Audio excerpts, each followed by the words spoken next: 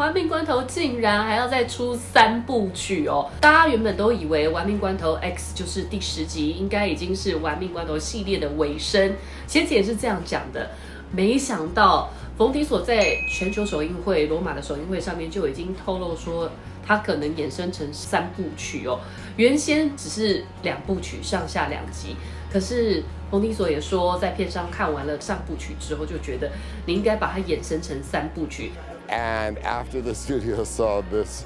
part 1, they said, "Could you make Fast X the finale a trilogy?" 但真的只有3部曲吗？绝对不止。立泽这样掐指一算，至少还有7部电影可以拍。OK， 不算这个3部曲，还有7部哦。哪7部呢？就来听听我们今天的电影好选择影评吧。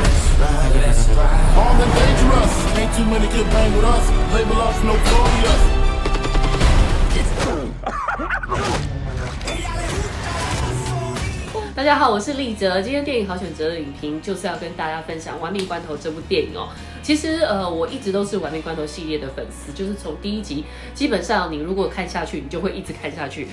可是老实说，我也觉得有一点点够了，因为他们的剧情已经是无限浮夸到一个境界。但话要说回来，如果你想要把脑袋放空，你只是想要去看看刺激眼球的东西的话，这部系列电影都是非常好的选择。好选择，因为它就是你不要去讲究它的剧情，不要去讲究它的逻辑，更不要去讲究它的科学性。你只要坐在戏院里面，好好享受这个声光效果跟各式各样非常炫的动作，尤其是玩命飙车、引擎的声浪，不用讲是感情戏哦，因为我觉得冯迪索永远都长得一样，虽然他人很好，我很喜欢他。For them two, who have all had to deal with the loss of this angel,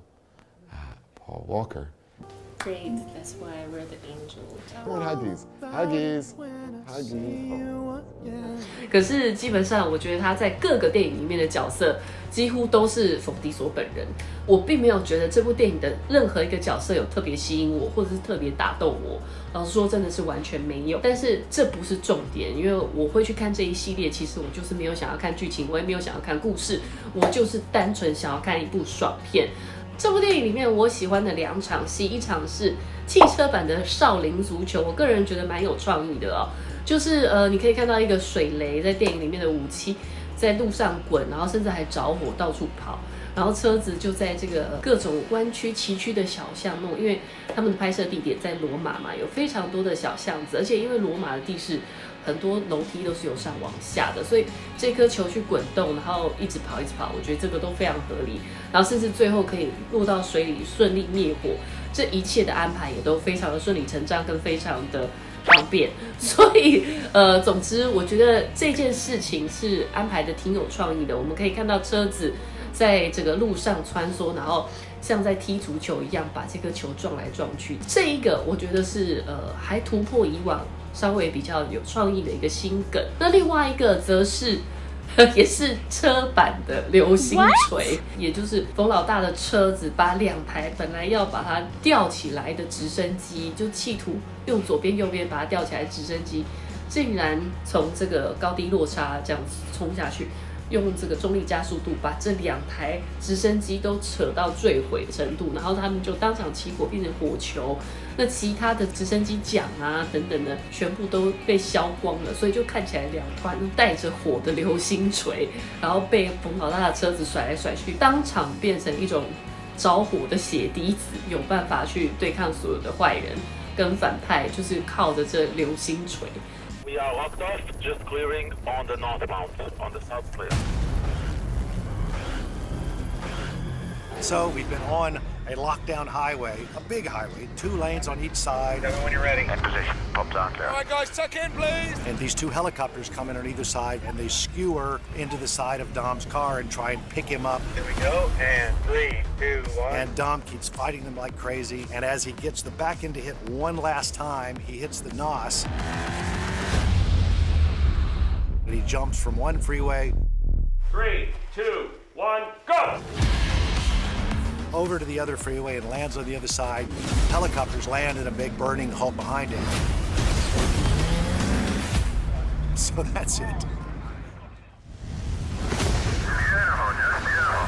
那这一次的反派，也就是由水行侠 Jason Momoa 所饰演的这一位，我其实觉得他饰演的还蛮可爱的，但是在看的时候，我一直想到 DC 宇宙里面的小丑女。因为其实这种有一点笑笑的这种反派角色，当然最经典的人物可能是小丑 Joker， 可是因为水行侠他诠释的是有一点就是很喜欢打扮啊，而且都是做浮夸造型打扮，甚至擦指甲油啊等等的，还会有一些比较中性感觉的这个样貌出现，所以我会觉得他更像是男版的小丑女。然后再加上因为这个 Jason Momoa 本身就是饰演水行侠，他也是 DC 宇宙的人物，以及我后面看到盖尔加朵回归的时候，我就突然有一种天哪，我是来到 DC 宇宙的一个错觉嘛。而且其实这一系列整个就已经把它超级英雄化，其实玩命关头系列已经不像是一般的赛车电影啊，或者是一般的动作片，而是它是某一种的超级英雄。因为这里面的这些动作场面，其实大家都不会受伤，也不会死，这些车子也都很厉害，人包在里面，无论怎么样翻滚，就算喷出来都没事。所以这已经都是一种超人类，都不是一般我们有血有肉的平凡人。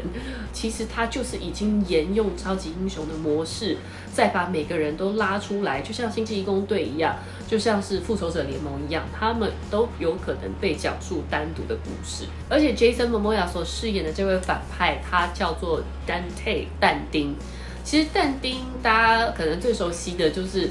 有一个历史名人但丁的神曲3部曲，这3部曲分别是地狱、炼狱跟天堂，所以其实光从反派的名字就看得出来，这应该是一部3部曲，而且第一部就是地狱，然后下一次更严重炼狱，然后第3部曲因为已经要结尾了，所以就是天堂。我觉得这个脉络也是蛮合情合理的。这一次的玩命关头结尾是断在一个让观众看了觉得啊，怎么这样就没了？因为我可以看到唐老大父子他们最后是在一个大水库的下面，用非常浮夸的方式，已经好不容易逃生到这个水库的下方，但是眼见这水库就要被引爆，然后接下来可想而知一定会有大水泄洪，这对父子的命运让大家觉得捏一把冷汗。这一个事情呢，其实被演员爆雷了。怎么说呢？来看看我们好选择的这个首映会特辑哦。I would say drive underwater because we see a lot of cars going like to the water, but we never saw them driving underwater. I don't even know if that's possible, but there's so many impossible things happening in the Fast Saga. Why not? 是不是？你可以看到刚刚这位新加入的女演员德尼拉在刚刚首映会已经不小心说溜嘴了。她说这部片让她觉得最惊奇的地方就是车子竟然能够在水底开，所以她等于把下一集的剧情都讲出来了。车子怎么可能在水底开呢？这完全不符合逻辑也跟科学。但是玩命关头系列的车子都可以飞上外太空了，所以基本上没有什么是办不到的。我们可以看到一般吉普车能够玩涉水的时候，就是其实有蛮多车子的玩家会开着吉普车去溯溪，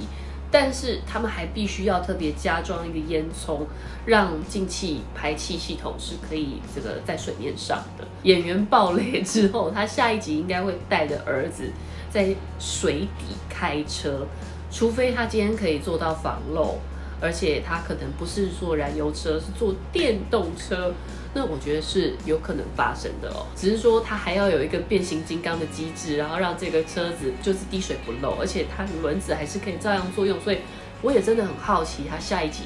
这一台在水中开的车子，以及它剧情要怎么样安排，它如何能够获取这台车子，这一切都必须要合理化。尤其这一次，你说盖尔加朵他虽然有开着他的潜水艇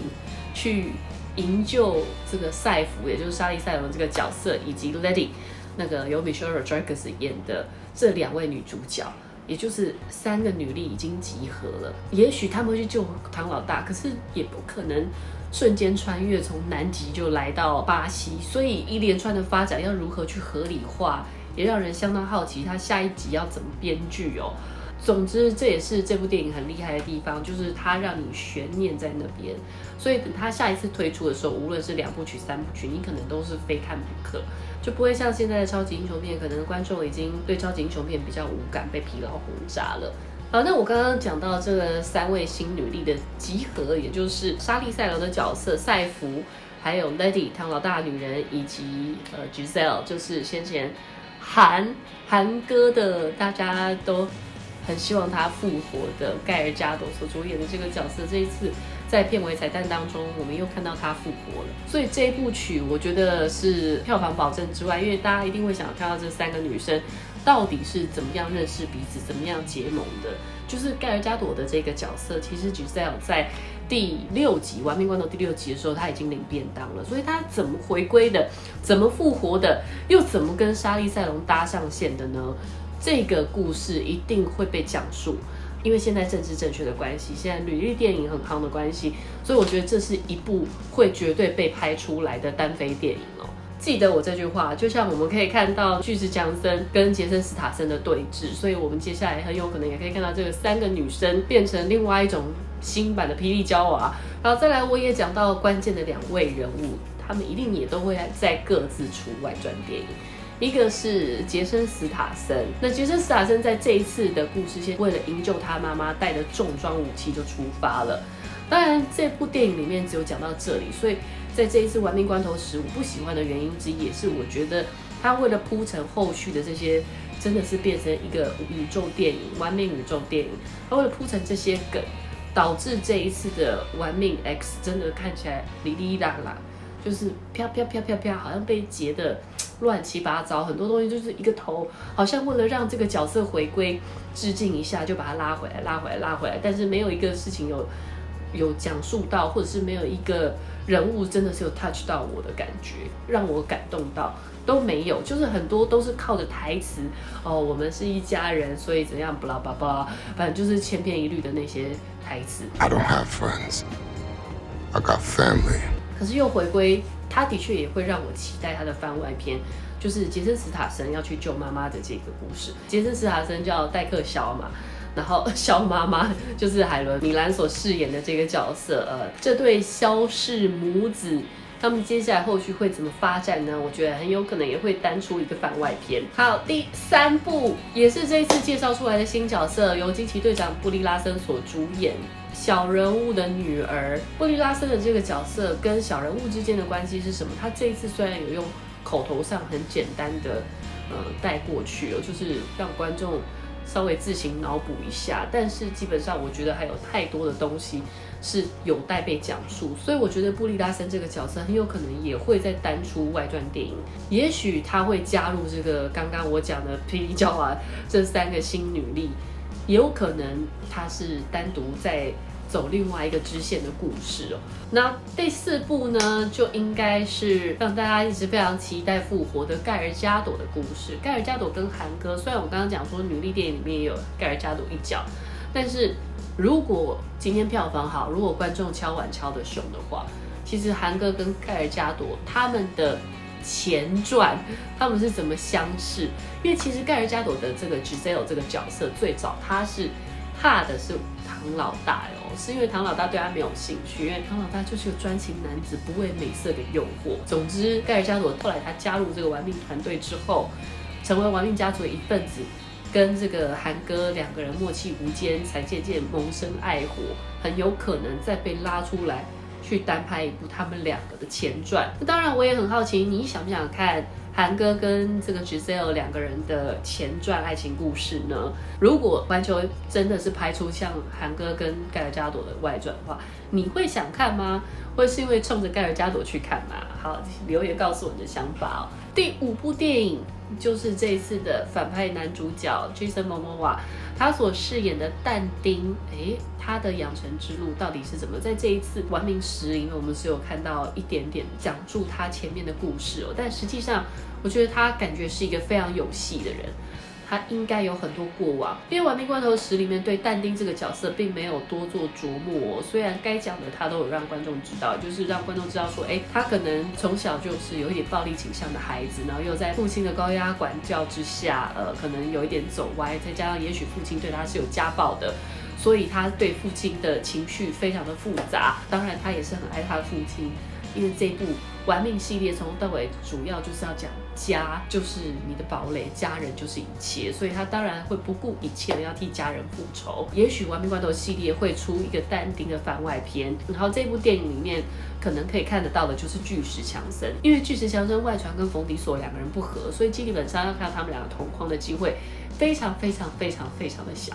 第一点是因为这两个人都不缺钱，他也没有必要为了片酬折腰，所以基本上要他们两个强碰头不太可能。但是片商又知道这个绝对是个噱头，所以能够让这些大只佬们互相的这个对干，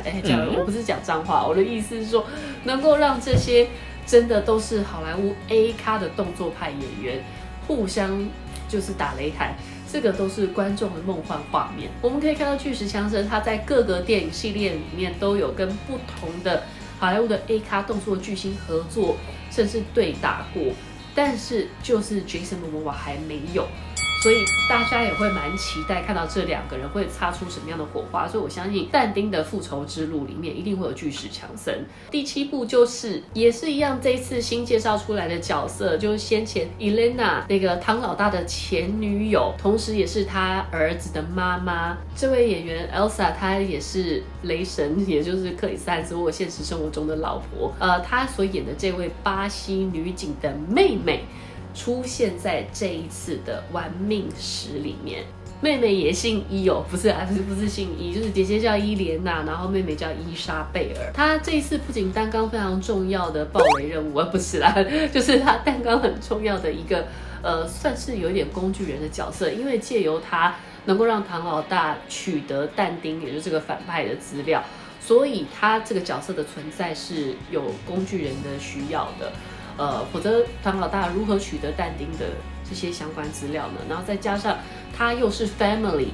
让唐老大愿意不顾一切的去舍身相救，这都是玩命关头一向会出现的剧情，所以也是毫无意外的。但是这个角色的确也非常的神秘，大家不晓得他的养成之术，他为什么会变成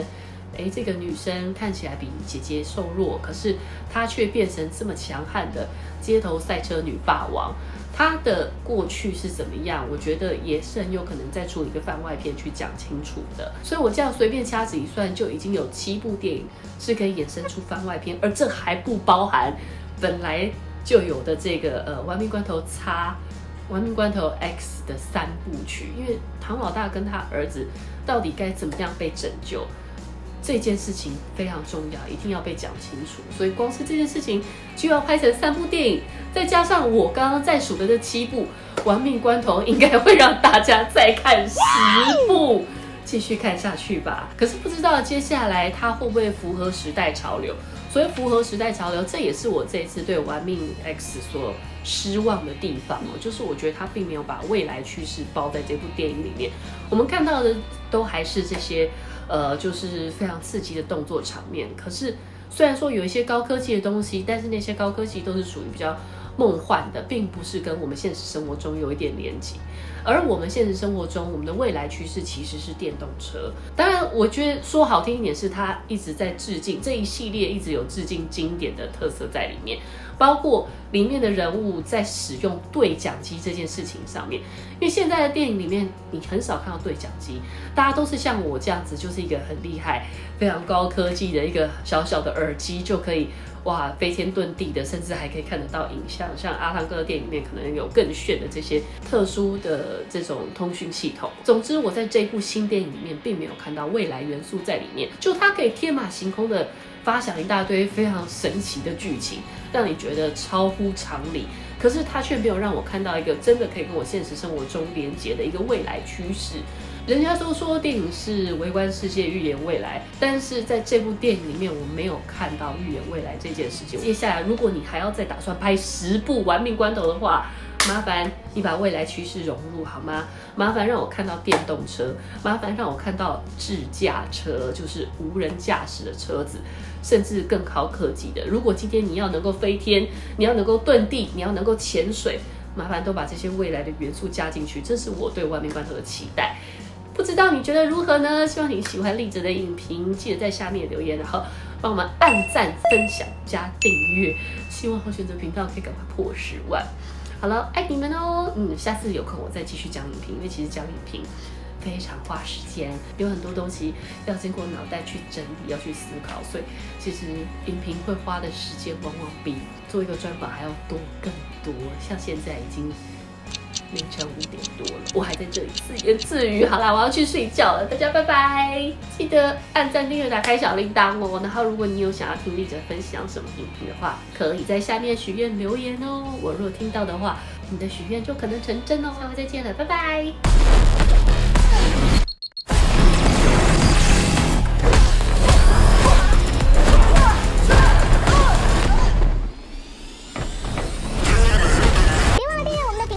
小铃铛就不会错过任何精彩内容，随时上架。我们下回再见。